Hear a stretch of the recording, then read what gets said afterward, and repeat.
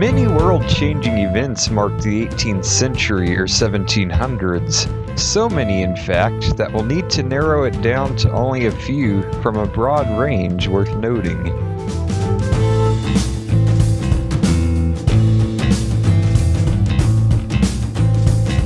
Starting off, we'll be discussing electricity. Now many of you remember Benjamin Franklin and the kite, but what made him curious enough to pull this daredevil stunt? Well, electricity was already known of and used for magic tricks, but still, having a lot to learn as always, society didn't quite put electricity and lightning together.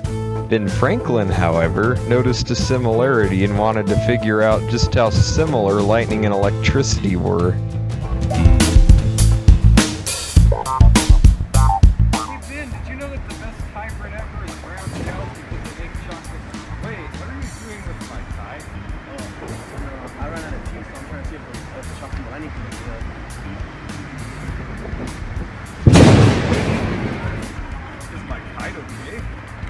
Wait, why didn't you say if I was okay?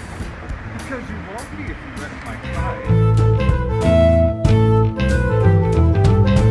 kite. Jumping ahead from 1752 to 1763, we'll move to the Royal Proclamation of 1763. After the French and Indian War, King George III sought to tighten control on the 13 colonies.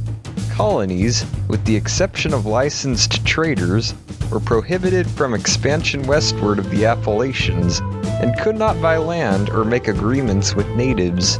It is argued by many to still hold validity in Canada to this day. What does it say, Your Majesty? It says American colonists can't settle west of the Appalachians, and also anyone living within French territory who brews French roast coffee must make it for me. I like my coffee dark.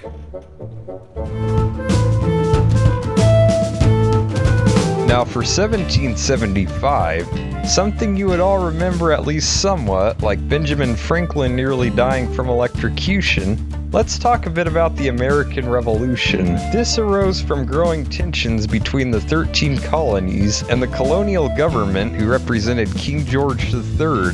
This started with taxings through the Stamp Act of 1765, the Townshend Acts of 1767, and the Tea Act of 1773. 3 years prior to the Tea Act, the resistance of the infuriated colonists led to the Boston Massacre, in which 5 men were killed. To show the British what for, in 1773, a band of Boston colonists dressed as Native Americans and boarded British ships, dumping 342 crates of tea into the Boston harbor. This became known as the Boston Tea Party and caused Parliament to pass the Intolerable Acts. In 1774, colonial delegates met in Philadelphia and declared due rights to life, liberty, property, assembly, and trial, also denouncing the taxation without representation.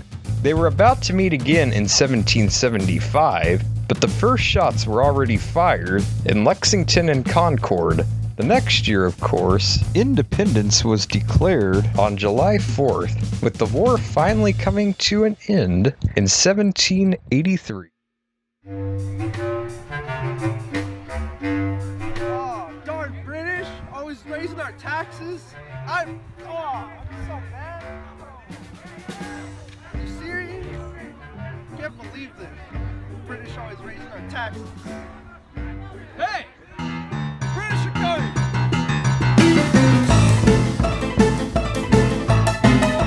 Hey, keep on taxes! I'm not gonna use taxes!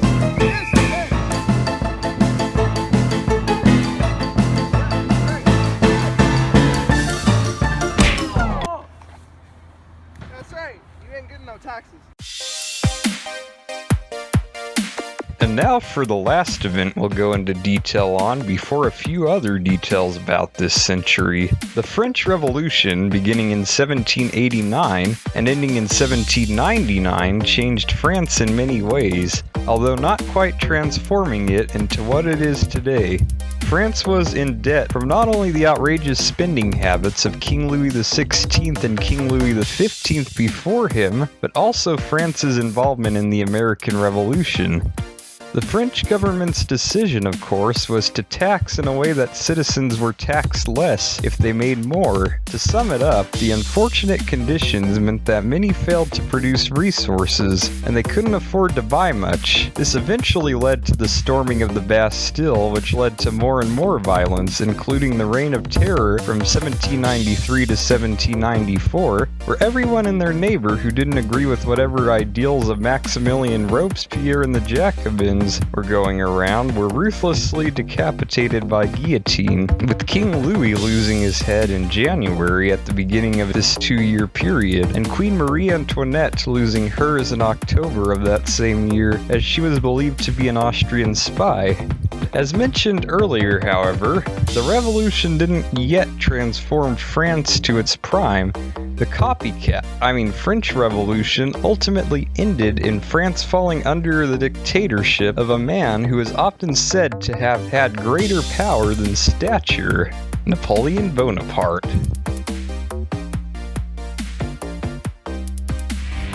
Marie Antoinette, the queen said, let them eat cake. But by the time we win this war, we will be eating brownies and drinking coffee black as night. Off with your head!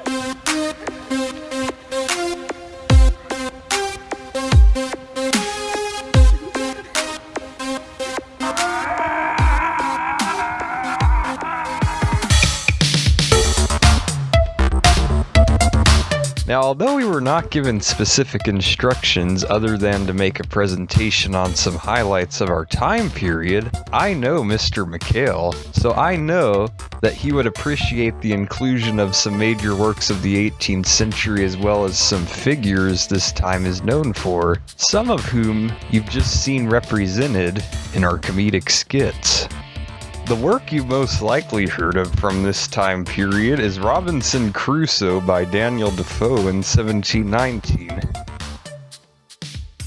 Another one you've likely heard of is Gulliver's Travels by Jonathan Swift, written in 1726. Some less familiar ones, Candide, written by Voltaire in 1759. Others include Tristram Shandy by Lawrence Sterne, written in 1759, and Joseph Andrews, written by Henry Fielding in 1742. Finally, some historical figures known of from the 18th century. But first, so all of you don't cry about it being in the intro but not mentioned, I'll tell you when the Bill of Rights was created and when it was ratified.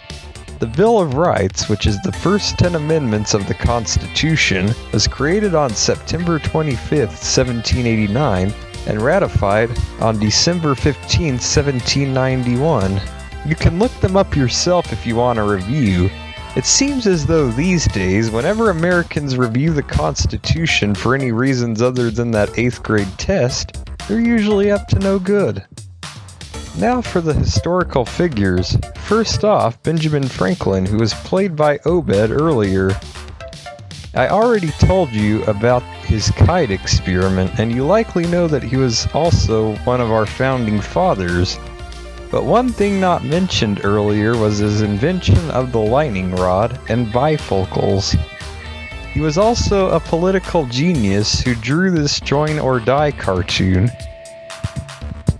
Also, George Washington, our first president, Thomas Jefferson, another founding father and our third president, the other founding fathers, Johann Sebastian Bach, the famous German composer, and Wolfgang Amadeus Mozart, the Austrian composer. Many other historical figures of this time were mentioned earlier.